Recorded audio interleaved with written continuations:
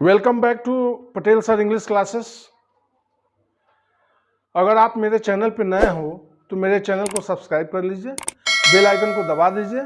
अगर मेरा वीडियो पसंद आए तो अपने दोस्तों से मित्रों से शेयर कीजिए और पूरा वीडियो देखने का प्रयास जरूर कीजिए। ठीक है।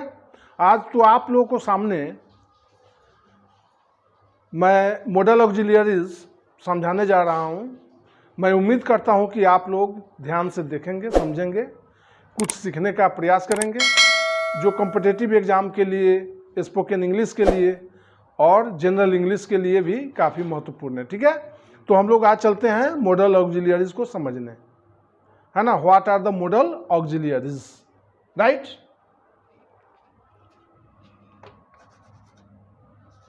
Model auxiliaries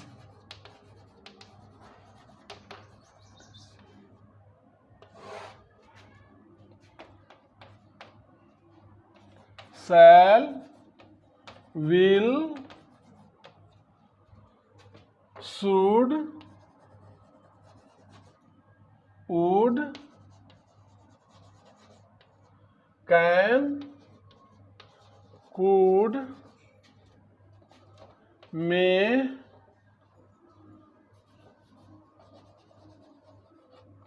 might,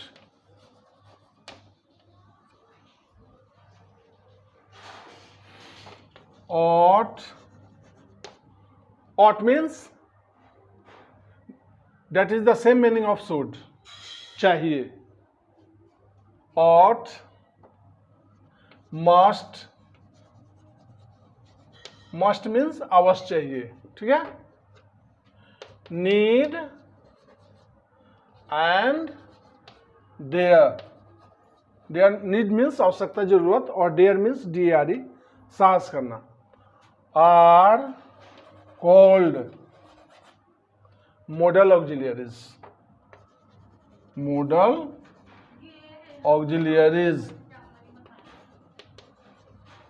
right।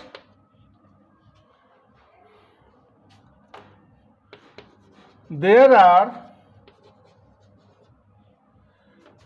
3 ingredients, विशेषताएं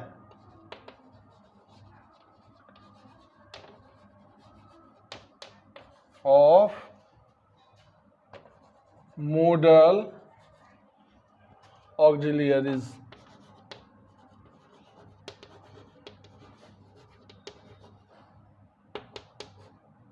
In number 1, modal auxiliaries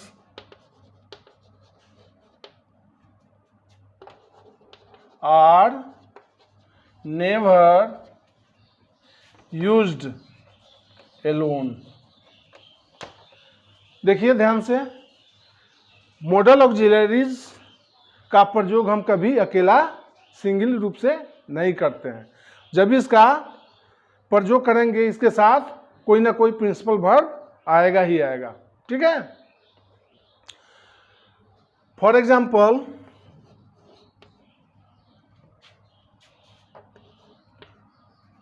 I can run fast।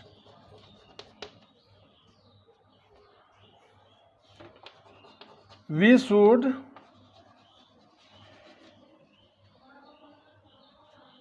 read। He must get up on time। Did you understand? He can run fast। तो कैन यहाँ मॉडल ऑक्सिलियरीज है। इसका प्रयोग जब भी हुआ तो प्रिंसिपल वर्ब क्या है, रन है, इसके साथ आया।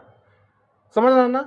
सेकेंड सेंटेंस में वी शुड रीड, हमें पढ़ना चाहिए, तो यहाँ शुड मॉडल ऑक्सिलियरीज हो गया जो ऑक्सिलियरी वर्ब का काम कर रहा है, और प्रिंसिपल वर्ब रीड हो गया। समझ गए। तो जब भी प्रयोग होगा तो इसके साथ कोई ना कोई प्रिंसिपल वर्ब आएगा। उसी तरह थर्ड सेंटेंस में देखिए, he must get up on time, उसे समय पर अवश्य जगना चाहिए। तो मस्ट के साथ प्रिंसिपल वर्ब गेट अप आ गया। समझ गए। सेकंड पॉइंट देखिए, पॉइंट नंबर 2, ये खासियत है मॉडल ऑक्सिलियरीज का, विशेषताएं हैं कि हम मॉडल ऑक्सिलियरीज का प्रयोग कैसे करेंगे, कहाँ कहाँ करेंगे, ठीक है ना। तो सेकंड देखिए,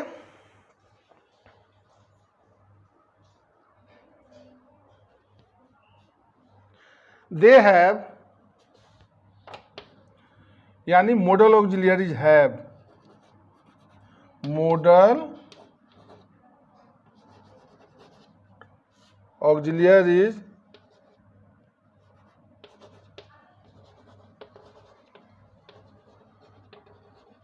have single form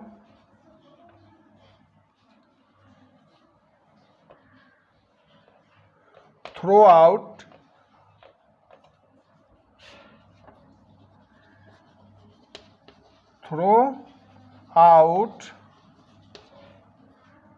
the present tense, whatever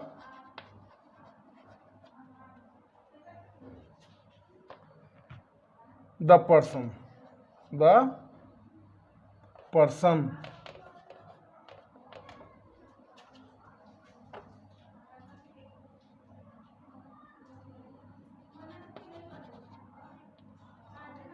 for example देखिए, modal auxiliaries have single form throughout the present tense whatever the person. अब देखिए कि प्रेजेंट टेंस के जितने भी पार्ट्स हैं, such as simple present tense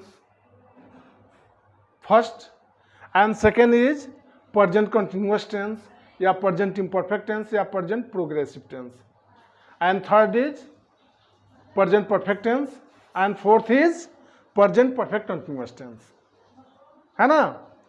तो present tense के चारों भेद में, चाहे उसका कोई भी भेद हो, समझ गए, या पर्सन जो भी हो, व्हाट एवर द पर्सन, उसमें फर्स्ट पर्सन हो, सेकेंड पर्सन हो, थर्ड पर्सन हो, और नंबर चाहे जो भी हो पर्सन का, सबके साथ जो है मॉडल ऑक्सिलियरीज का एक ही रूप लगता है, समझ गए।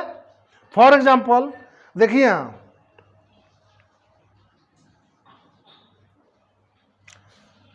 आई कैन रन, मैं दौड़ सकता हूं, ठीक है।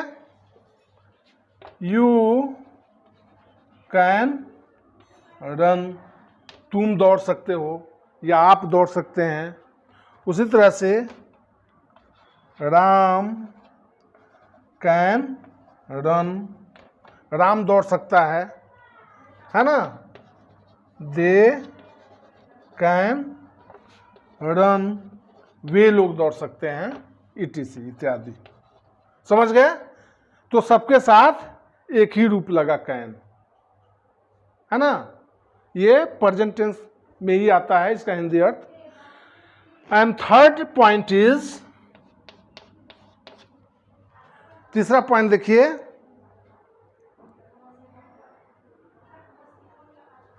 दे don't have, they don't, they means modal auxiliaries, तो मॉडल ऑक्सिलियरीज डोंट हैव या और दे डोंट हैव, है ना,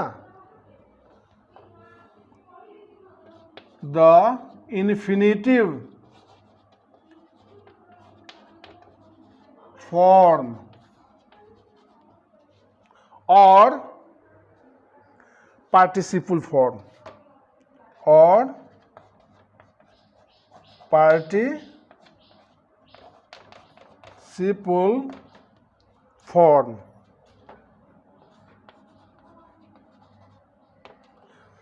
model auxiliaries don't have the infinitive form और पार्टिसिपल फॉर्म, है ना। They is a pronoun which is used for modal auxiliaries. Did you understand? such as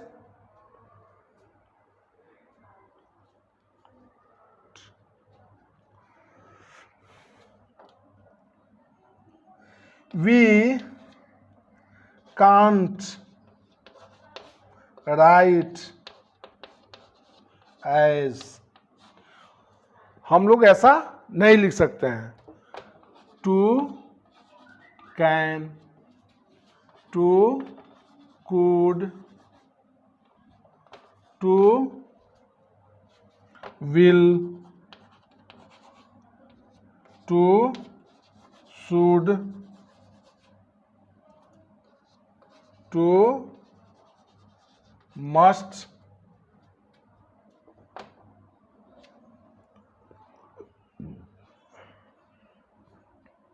to may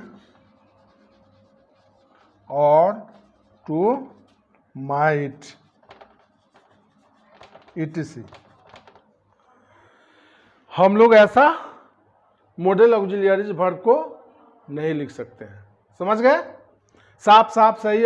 आप लोग, मैं उम्मीद करता हूं कि पेन और कॉपी अपने पास रखे होंगे, तो साफ साफ सही सही इसे लिख लीजिए. ठीक है? फिर आगे मैं आज शैल और विल के बारे में बताने जा रहा हूं. अगर पूरा मैं पूरे मॉडल ऑक्सिलियरीज को लिखा दूं तो बहुत बड़ा वीडियो बन जाएगा. तो मैं नहीं चाहूँगा कि एक ही बार में पूरा लिखाऊं, काफ़ी समय लगेगा और वीडियो भी बहुत बड़ा हो जाएगा. इसलिए आज शैल और विल को मैं समझा रहा हूं. नेक्स्ट वीडियो में मैं शुड और वुड को समझाऊंगा. दो मॉडल ऑक्सिलियरीज को, है ना, मिलाकर मैं एक वीडियो बनाऊंगा. ठीक है? इतना उतार लीजिए तो मैं मिटाता हूं. ठीक है?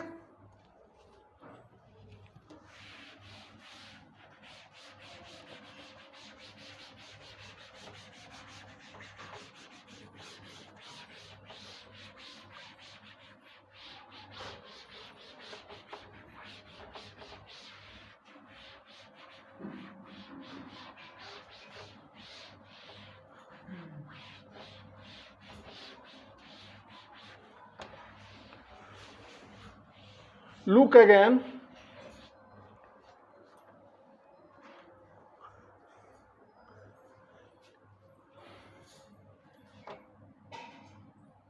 Use of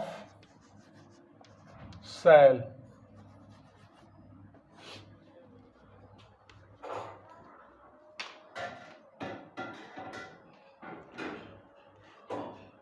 चौक इसमें से निकालना सत्यम.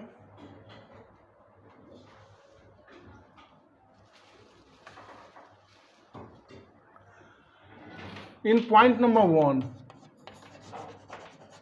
shall is used to express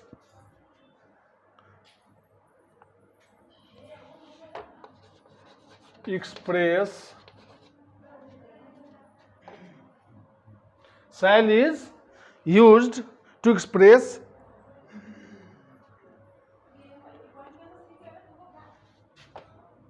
simple futurity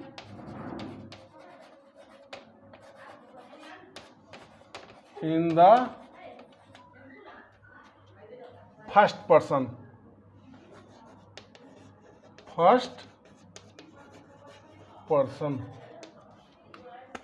Shall is used to express shall is used to express simple futurity in the first person. Did you understand? For example,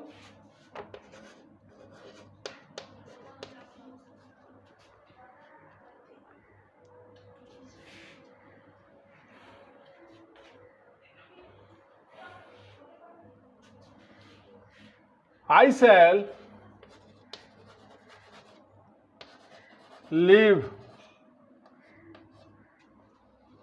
leave for Delhi tomorrow.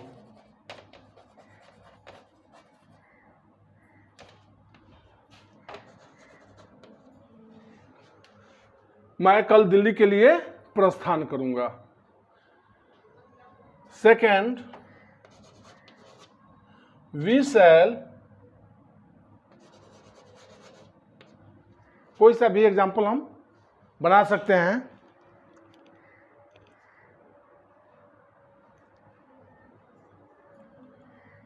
Invite them to dinner.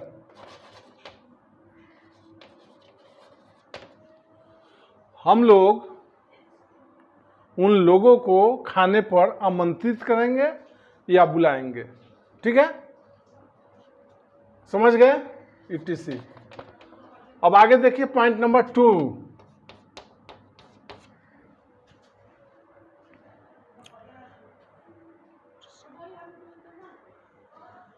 We use shall to express, व्यक्त करने के लिए we use shall to express command, promise, threat and determination. We use shall to express command, threat,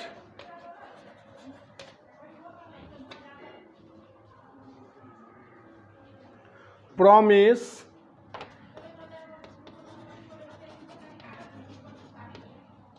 and determination।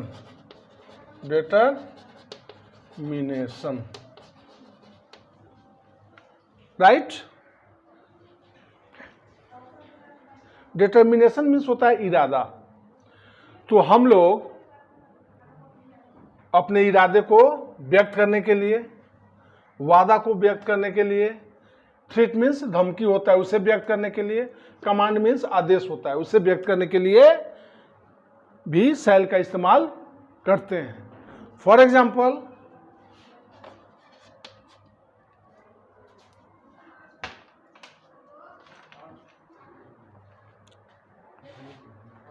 You shall go there tomorrow.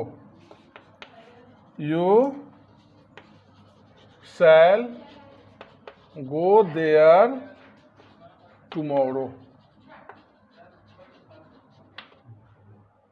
You shall go there tomorrow, ये command को express करता है।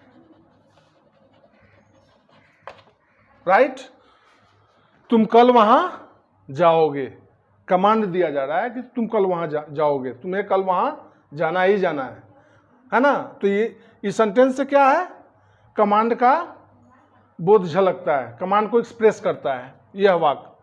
ठीक है, दूसरा sentence देखिए,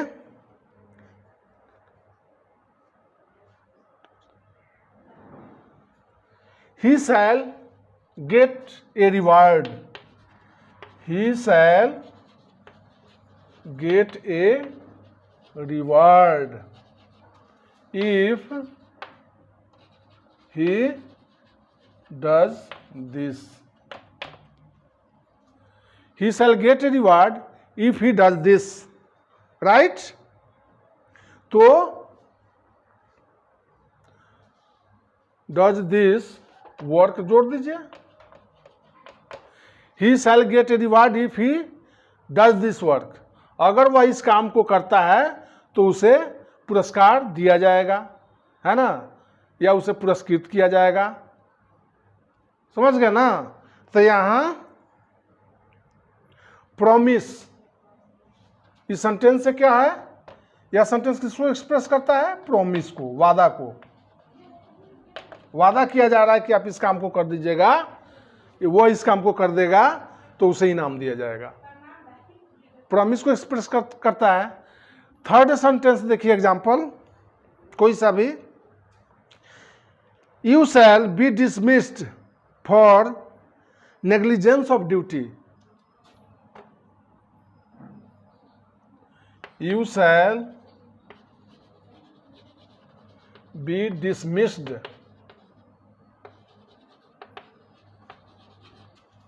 for negligence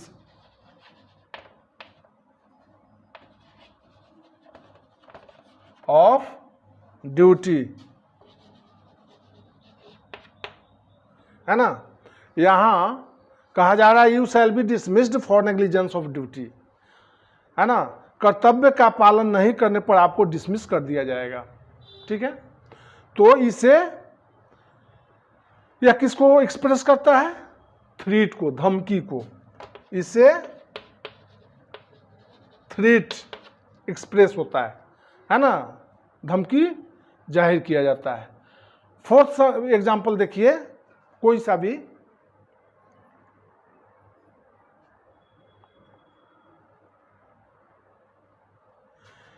your friend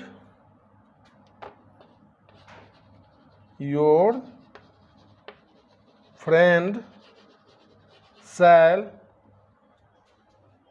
apologies, ठीक है।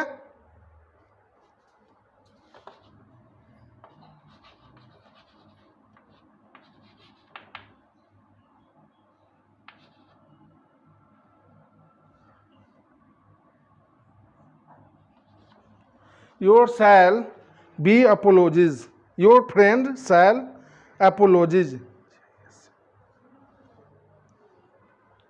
ठीक है। तो यहां योर फ्रेंड शैल apologies, आपका मित्र क्षमा याचना करेगा या क्षमा मांगेगा। तो इसे, इस सेंटेंस से क्या झलकता है? डिटर्मिनेशन,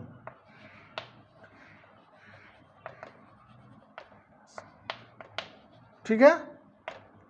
इस सेंटेंस से क्या झलकता है? डिटर्मिनेशन, समझ गए ना। इरादा, डिटर्मिनेशन मीन्स इरादा। तो इससे इरादा का बोध जाहिर होता है कि आपका मित्र क्षमा मांगेगा। उतार लीजिए इतना, फिर मैं विल का प्रयोग लिखाता हूं, ठीक है। मिटा दूं?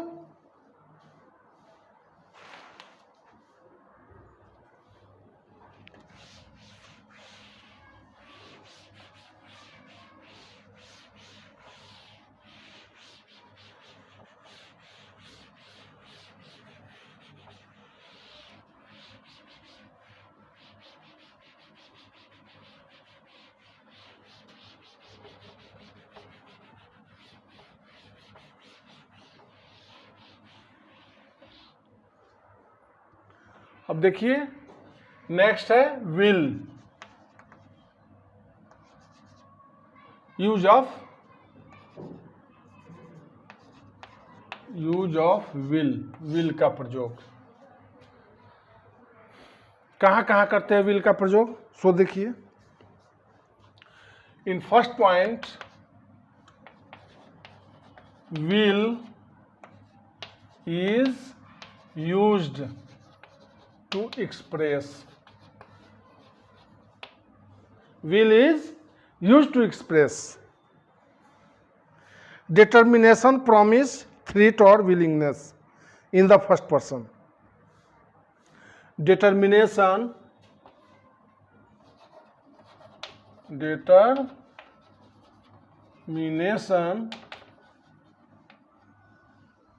threat, willingness,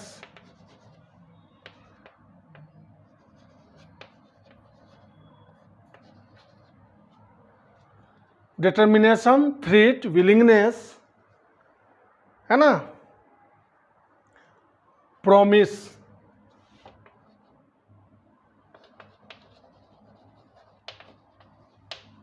in first person,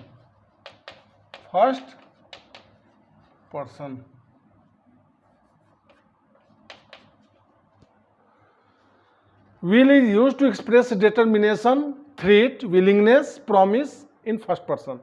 will का प्रयोग हम फर्स्ट पर्सन में, उत्तम पुरुष में, है ना, डिटर्मिनेशन को व्यक्त करने के लिए, थ्रेट को व्यक्त करने के लिए, विलिंगनेस इच्छा को व्यक्त करने के लिए और प्रॉमिस वादा को व्यक्त करने के लिए करते हैं। फॉर एग्जाम्पल,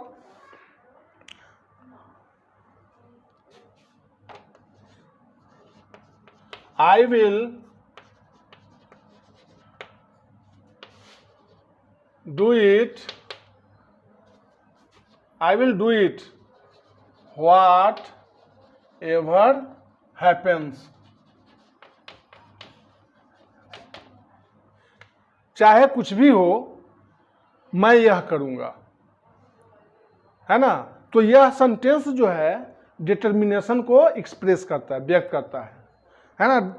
डिटर्मिनेशन मीन्स इरादा, इरादा को व्यक्त करता है कि कुछ भी हो मैं यह करूंगा या मैं इसे करूंगा। तो इससे डिटर्मिनेशन का बोध जाहिर होता है। डिटर्मिनेशन का बोध जाहिर होता है। समझ गए? Second example, we will teach him a lesson.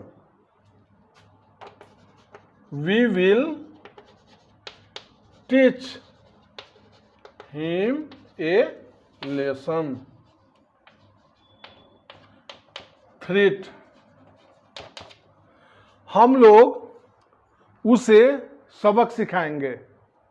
हम लोग उसे सबक सिखाएंगे। We will teach him a lesson, है ना। तो इसे किसका बोध होता है? धमकी का। हम धमकी दे रहे हैं हम लोग कि उसे सबक सिखा कर रहेंगे, यानी हम लोग उसे सबक सिखाएंगे। तो इसे धमकी का, थ्रेट का, है ना, बोध जाहिर होता है। थ्रेट को एक्सप्रेस करता है यह sentence, right. And third example,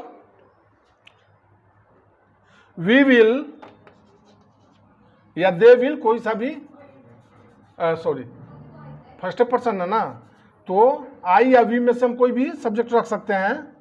आई और we will reach there in time. I और we will reach there in time, हम लोग वहां समय पर पहुंचेंगे। यह सेंटेंस किसको एक्सप्रेस करता है? विलिंगनेस को, इच्छा को। विलिंगनेस को दर्शाता है, इच्छा को दर्शाता है। ठीक है। अब देखिए नेक्स्ट सेकंड पॉइंट, विल का प्रयोग और कहां करते हैं हम? will is used to express, will is used to express simple futurity,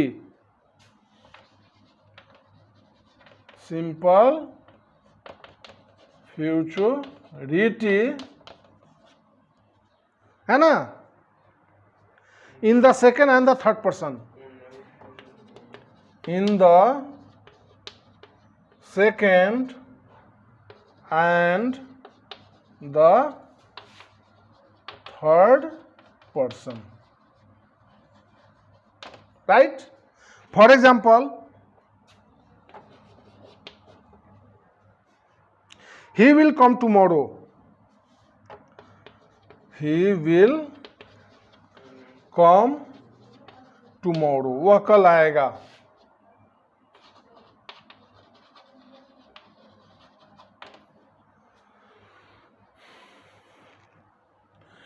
simple future tense को यहां दर्शाता है किसमें? सेकेंड पर्सन और थर्ड पर्सन में, will.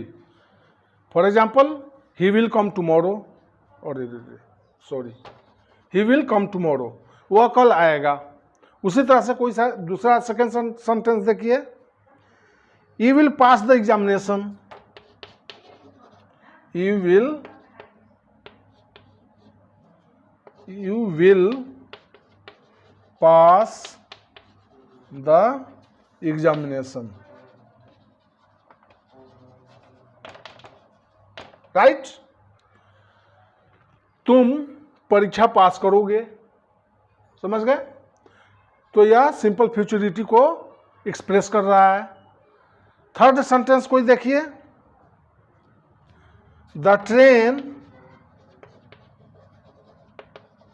Will leave at 8 PM train 8 बजे शाम को प्रस्थान करेगी। The train will leave at 8 PM। Train 8 बजे शाम को प्रस्थान करेगी। तो ये सिंपल फ्यूचरिटी को, सिंपल फ्यूचर टेंस को यहां विल जो है एक्सप्रेस करता है। समझ गए होंगे आप शैल और विल का use, the use of shall and will समझ गए होंगे। अब आगे नेक्स्ट मैं शुड और वुड का प्रयोग नेक्स्ट वीडियो में बनाकर दिखाऊंगा आपको कि शुड और वुड का प्रयोग कहाँ होता है। ठीक है, तो दो मॉडल ऑक्सिलियरीज को लेकर मैं एक वीडियो बनाऊंगा, कहाँ कहाँ किसका इस्तेमाल होता है। और इस तरह से एक बार पूरे मॉडल ऑक्सिलियरीज को समझाना, एक्सप्रेस करना, है ना, आसान बात नहीं है। वो बहुत बड़ा वीडियो बन जाएगा, इसलिए अलग अलग 2 ही मॉडल ऑक्सिलियरीज को मैं समझाऊंगा। तब तक के लिए thank you and goodbye to all of you. Okay, thanks to all.